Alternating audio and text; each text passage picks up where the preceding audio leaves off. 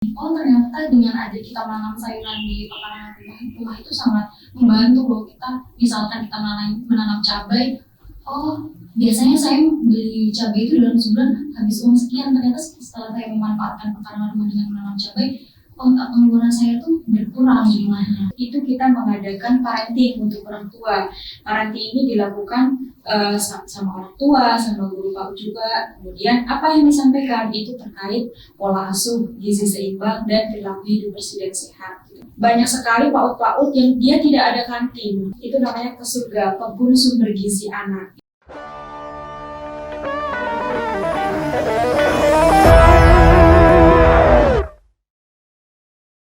Bismillahirrahmanirrahim. Assalamualaikum warahmatullahi wabarakatuh. Waalaikumsalam warahmatullahi wabarakatuh. Selamat sore, sahabat Reaksi Mendengar. Untuk sore hari ini kita kehadiran tamu. Ada 4 orang nih, ramai gitu ya. Tapi dari 2 unsur, yang satu dari YKWS, Yayasan Konservasi West Putih. Ada Mas Nanda, Mbak Eni, Mbak Elis. Ada lagi dari Bank Sampah, Bank Sampah Tangamus, Mbak Lisa. Gitu. Sore ini kita akan ngobrol. Pertama mau kenalan dulu nih, YKWS West Putih, tapi kok di Tangamus tuh? Apa itu? Nah, tapi ada juga teman dari Bank Sampah Tangamus. Nah, ini mereka temenan atau apa? Masih bareng di sini. Iya, Mas Nanda. YKWS ini Yayasan Konservasi West Putih. Itu apa itu, Mas? Yayasan Konservasi West Putih ini sebenarnya lembaga swadaya masyarakat atau bahasa kerennya NGO. NGO ya. Dulu memang dinaungi oleh beberapa orang. Kenapa itu West Putih? Karena dulu untuk membersihkan West Putih itu dibentuklah beberapa orang dan kini menjadi lembaga. Nah dari situlah lembaga ini bergerak di bidang lingkungan, begitu. Konservasinya. Konservasinya. Itu sekarang tidak hanya West Putih saja ya? Iya, enggak sekedar West Putih aja, tapi pokoknya bidang konsepnya di bidang lingkungan, Konservasi. Kalau boleh tahu nih ada bidang-bidangnya yang berbeda dari Mbak Eni sama Mbak Elis? ya beda. Kita kan ini dari Mitra Aqua Danone. Mitra Aqua Danone kita di sini menjalankan program terkait masalah lingkungan. Jadi Aqua Danone yang ada di Tebah ya, Tebah. Jadi YKWS ini mitra dari Aqua, sampai Reaksi. Nah, kami itu ada beberapa program sebenarnya dari itu dan mempunyai bidang-bidang sendiri terkait masalah itu, punya tanggung jawab sendiri kami terkait masalah program yang kami jalani dari Aqua itu, yang konsepnya pada lingkungan. Ada 2 program sih kami. Yang pertama itu Gizi dengan Gizi, yang kedua itu Kelas Cerdas. Nah, Gizi ini ada programnya itu tentang air bersih pertama, kedua STBM, ketiga yaitu isi piringku terkait masalah stunting, dan yang keempat ini bagian sampah.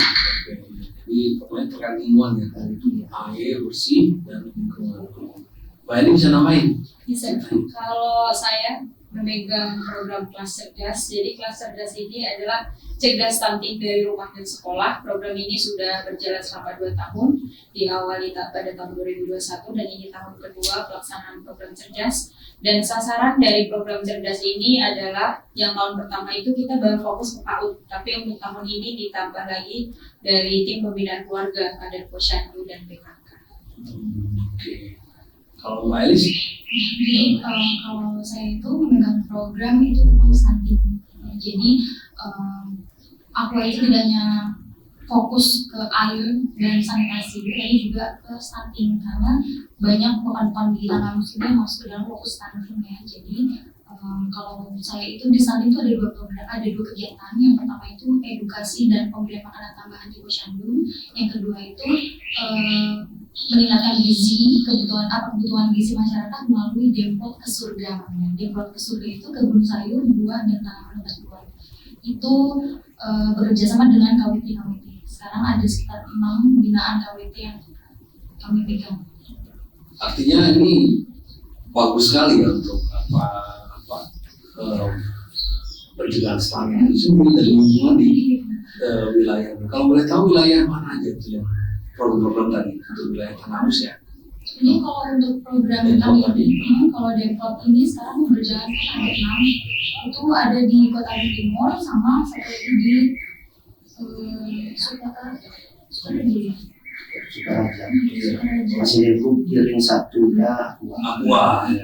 Artinya ya memang harus begitu ya Mas Nanda ya, harus diperhatikan begini ya. tapi tetap nanti pasti untuk berkelanjutannya kita akan menyebar lagi ke seluruh Tanggamus itu.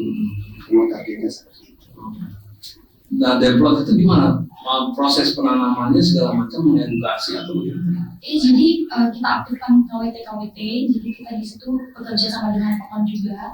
Jadi Pokon membangun greenhouse, kita melakukan pembinaan, kita koordinasi dengan Dinas Pangan, Pertanian, kita juga koordinasi dengan BPP untuk melakukan pembinaan ke KWT dari mulai penanaman, perawatan sampai proses panen itu kita bina. Nanti hasil panen kemana? Hasil panennya ini selain dibagikan ke KWT misalnya untuk bisa dijual juga untuk kas KWT, juga dibagikan ke balita stunting, ibu menyusui dan ibu hamil. Ya, artinya ini sahabat Reksi bagus sekali di tengah masa sulit ekonomi ini kita harus mengoptimalkan untuk lingkungan kita ya. Jadi tanaman-tanaman, jadi kebutuhan dapur pun bisa terpenuhi dari lingkungan. Memang ini hal yang klasik sebenarnya, tapi untuk memulai tidak semua orang mau ya. Tantangannya di situ Mbak Elis. Iya sih, tantangannya itu kemudian banyak masyarakat yang sebenarnya tidak sadar betapa pentingnya ada sayur, pemanfaatan pekarangan rumah untuk menanam sayur.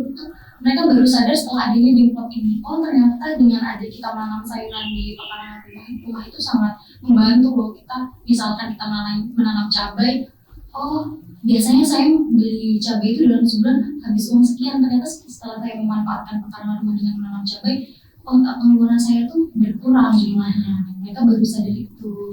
Kemudian juga dengan adanya sayuran-sayuran itu juga menambah gizi masyarakat, karena masyarakat sekarang banyak yang lebih makan makanan Sehat ya.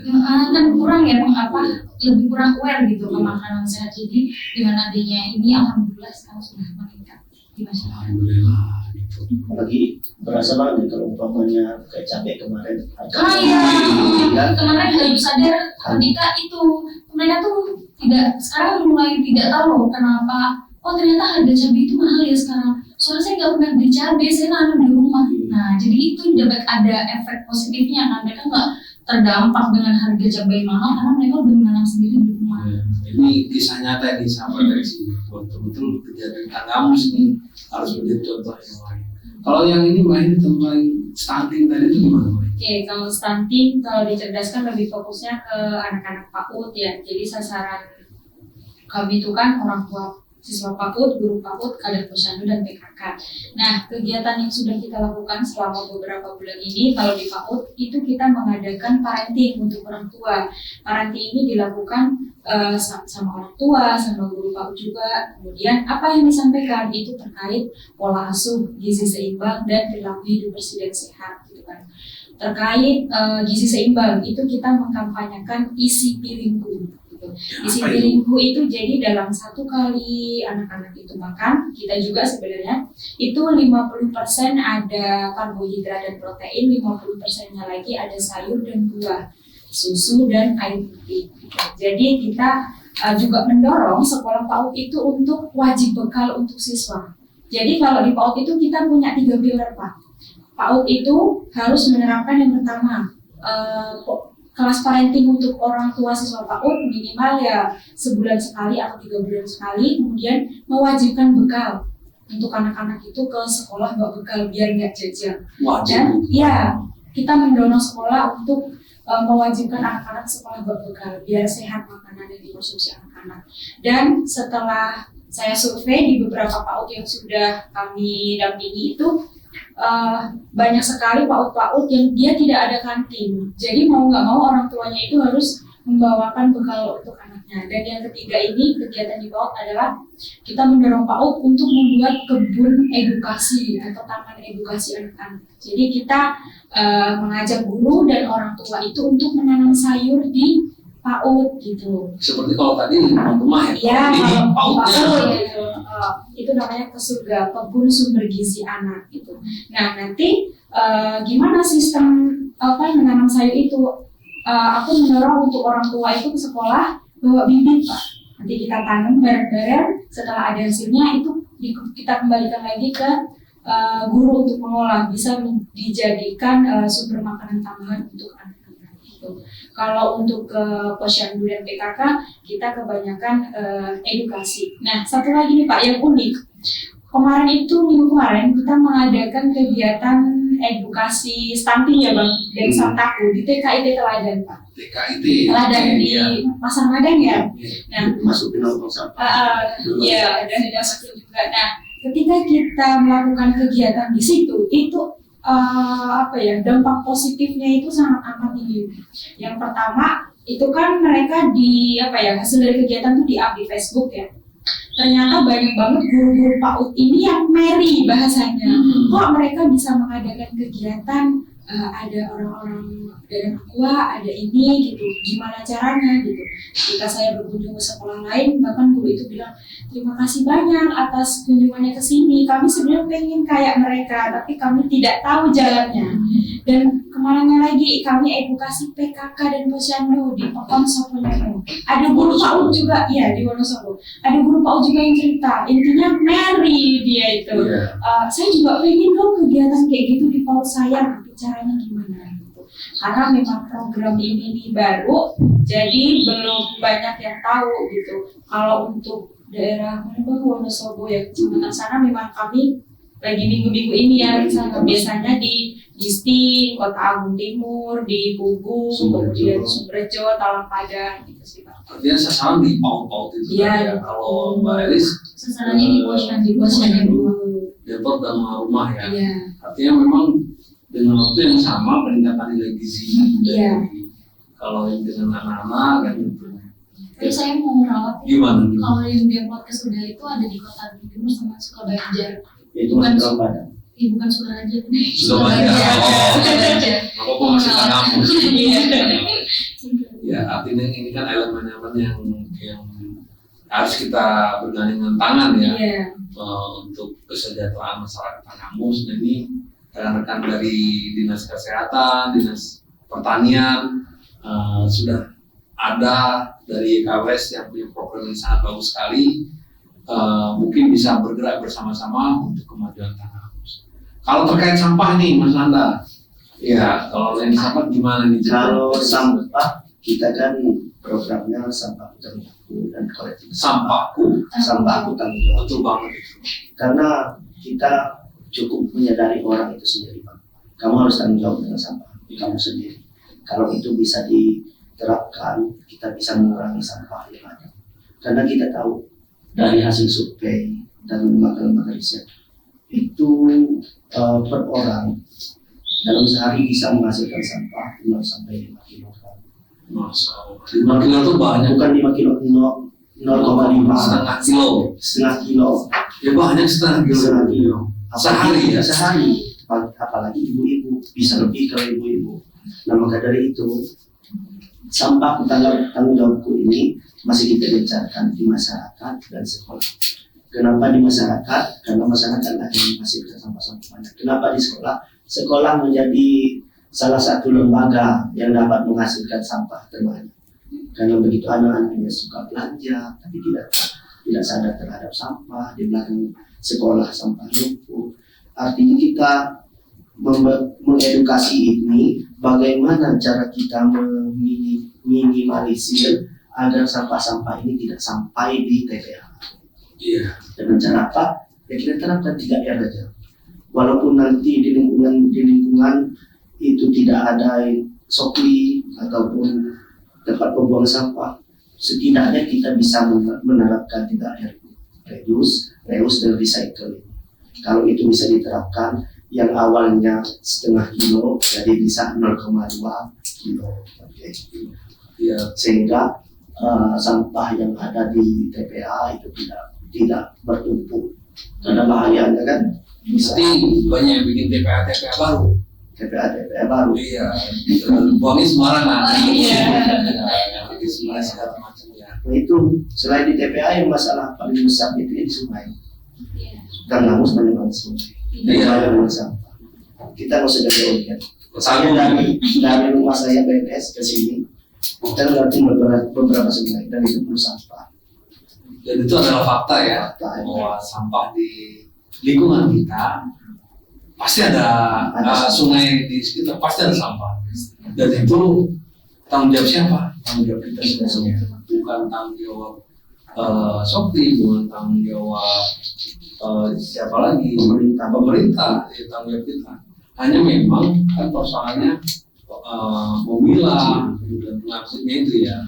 Sebenarnya kita harus ini sih, menyadarkan masyarakat. Kita percuma ya seperti dinas umpamanya untuk memberikan bantuan, ya mereka sudah maksimal kerja. Tapi yang paling penting, yang paling dasar yaitu kesadaran masyarakat. Dan ini memang sulit untuk kita nyadarinya, Pak.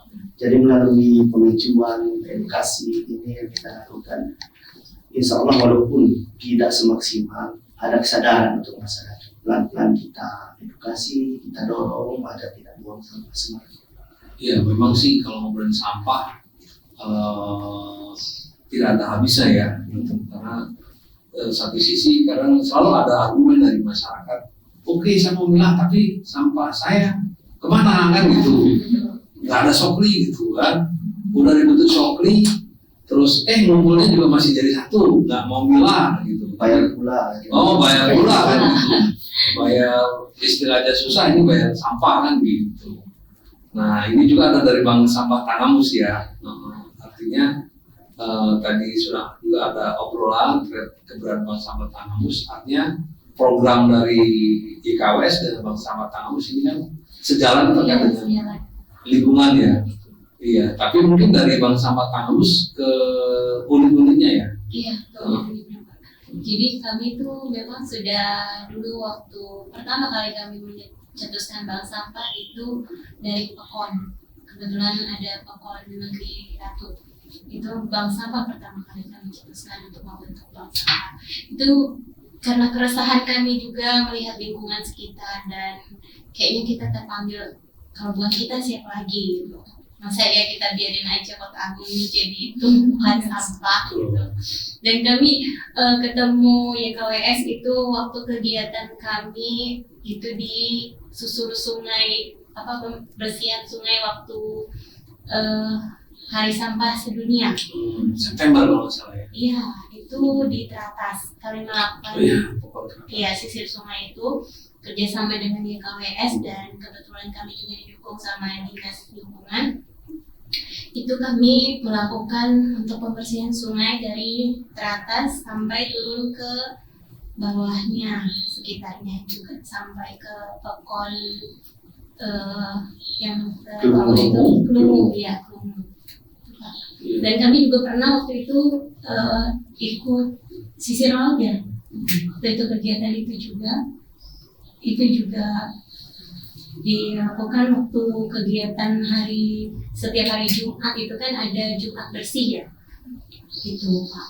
Dan ini program tahun ini kami edukasi ke sekolah-sekolah untuk membentuk bank sampah di sekolah. Kebetulan memang sudah banyak sekolah-sekolah yang ikut program ini, ada TK, SD, SMP sampai SMA. Ya, artinya ini kan sama targetnya edukasi ya, pemahaman tentang gizi, pemahaman tentang sanitasi, pemahaman tentang sampah. Artinya rekan-rekan ini kan ketemu tantangan bagaimana mengubah cara pandang dan perilaku budaya. Ini bisa cerita satu-satu juga, Mbak Lisa. Apa yang unik lah, susahnya gimana sih Mbak Lisa? Susahnya itu kita mengubah habit masyarakat. Jadi kami itu punya program mengubah sampah menjadi uang, atau bisa sekarang ini ada program mengubah sampah menjadi emas. Sampah itu sebenarnya bernilai, bukan cuma kita lihat cuma sampah, tapi ketika kita tahu nilainya, kita akan mungkin itu dan kita akan jual. Itu bisa diubah Dikumpulin lah ya, iya, dikumpulin. diubah menjadi berharga, dari yang tidak berharga menjadi berharga. Itu yang kami edukasikan ke masyarakat, dan alhamdulillah sekarang ini perlahan itu sudah mulai menjadi apa ya, Ada ya, ada keinginan, dampaknya. ada kesadaran. Tapi yang benar masih ada. Iya, masih ada. Masih ada masih banyak lah tugas kami untuk ini. Cuman ya alhamdulillahnya sekarang masih tetap istilahnya berjalan, dan alhamdulillah didukung juga sama pemerintah. Alhamdulillah. Kalau Mbak Heni, gimana cerita tantangannya terkait ke PAUD itu tadi ya? Iya. Oh. Jadi waktu aku berkunjung ke salah satu PAUD itu di jam pagi, kemudian jam pagi sekitar jam 8 jam 9, di PAUD itu hanya ada 4 siswa yang sekolah. Iya. Ya, aku tanya kenapa? Ternyata itu berhubungan dengan budaya yang ada di sini. Misal ketika ada orang hajatan ataupun ada orang yang lagi meninggal, pasti orang tuanya ada bantu, takziah dan sebagainya. Itu pasti anak-anak pagi tidak sekolah. Saya miris melihatnya, kok pagi-pagi cuma ada 1 guru dan 4 orang siswa yang sekolah. Ketika saya tanya, memang Mbak, di sini budayanya begitu, kalau lagi musim bantu-bantu, anak itu pagi nggak sekolah. Jadi pas edukasi saya juga sampaikan, tolong kalaupun ada bantu-bantu anaknya kalau pagi ya sekolah, karena anak-anak sekolah kalau itu kan cuma 2 jam setengah itu paling lama. Yang kedua, yang paling sulit itu ketika edukasi, kita kan selalu menekankan untuk selalu pakai konsep isi piringku ya ibu-ibu gitu. Pasti mereka jawabnya tuh mahal lah Mbak, makanan saya itu mahal gitu. Terus kami kan ada ya Pak poster isi piringku gitu. Di situ gambarnya ada nasi, ada lauk pauk, itu cuma tahu dan tempe. Kemudian ada lagi sayur, itu hanya sayur bayam. Terus buahnya itu pepaya. Terus aku tuh mungkin Sambalnya nggak ada. Terus aku bilang, Bu, makanan yang bergizi seimbang itu nggak harus mahal. Makan buah itu nggak harus yang stroberi, anggur. Tapi kan di Tanggamus ini banyak melimpah. Bahkan di sini di belakang rumah aja pasti ada buah, baik pisang, pepaya dan sebagainya. Makanan yang bergizi dan seimbang itu nggak harus mahal. Yang penting semuanya terpenuhi, baik dari karbohidrat, protein, sayur dan buah. Kemudian penyakitnya orang Indonesia nih ya Pak, kalau nggak makan nasi nggak kenyang. Ya. Kadang ibu-ibu itu memberikan bekal ke anak, membawakan bekal anak ke sekolah, itu pasti mie campur nasi. Gitu. Itu salah satunya Pak ya, itu masalah klasik banget sebenarnya. Tapi itu masih ada beberapa. Anak kos juga sering. Ya, anak kos itu. Kita Kadang aku setelah edukasi isi piringku, kalau udah tahu tentang ini, jadi kalau mie ya mie aja, nggak usah dicampur nasi. Dan lagi kadang ada ibu-ibu yang mengeluh, Mbak anak saya ini nggak doyan sayur, nggak doyan ini. Terus saya tekankan lagi, ini udah zamannya modern Bu, ibu-ibu sudah punya HP, jangan sampai anaknya itu nggak doyan sayur gitu. Nah kami di Tanggamus ini ceritanya sedang mengkelorilisasi Pak tentang stunting ini. Kelor. Iya, daun kelor itu kami terutama di programnya ini ya UMT itu coba tunggu dulu. Ya, kalau kami itu di pemberian makanan tambahan itu bukan makanan-makanan yang bukan makanan yang seperti puskes berikan. Jadi memang kami diversifikasi dari produk kelor, baik itu puding kelor, bubur tim kelor, semua kreasi makanan dari kelor karena Enak gitu ya. enak Pak. Iya. Memang bau, tapi kan ada proses Perlakuannya. biar nggak tahu. Ya, dikreasikan itu kan jadi anak yang tadinya melihat hijaunya kelor itu sangat apa sih ini, setelah dikreasikan kan ternyata sayuran itu enak. Nah jadi memang caranya seperti itu, kalau nggak ada yang sayuran ya dikreasikan, dibuat apa kan banyak. Jadi masalah kan tantangannya mirip tadi Mbak Eli sama Mbak Lisa ya, sudah tertanam budaya pemikiran yang berbeda dengan yang seharusnya. Contoh kalau di sampah tadi ya buangnya memang biasanya diselokan ya.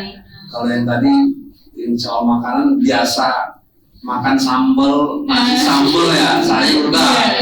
Nah ini belum ada nih strategi menghadapi warga yang punya pemikiran semacam dua hal tadi itu. Pemikiran yang buang sampah sembarangan. Dengan yang ya artinya pola pikir yang mohon maaf tidak tepat ya dari awal. Ya itu kadang menjadi suatu problem bagi saya sebenarnya Pak. Karena terutama ya di Lampung, kalau kita di Lampung itu ngomong kita ajarin mereka dan mereka mau apa sih dan ngajarin apa yang lo ngurusin sampah gua gitu. Itu jadi problem. Makanya setiap edukasi itu punya strategi masing-masing saya. Baik itu di sekolah, SD, SMP, SMA punya strategi masing-masing. Kalau di SD saya terapkan dengan permainan. Bawa sendiri saya permainan yang ulang tangga yang ada pecahan-pecahan sampah-sampahnya itu untuk saya edukasi biar mereka mau dan menarik.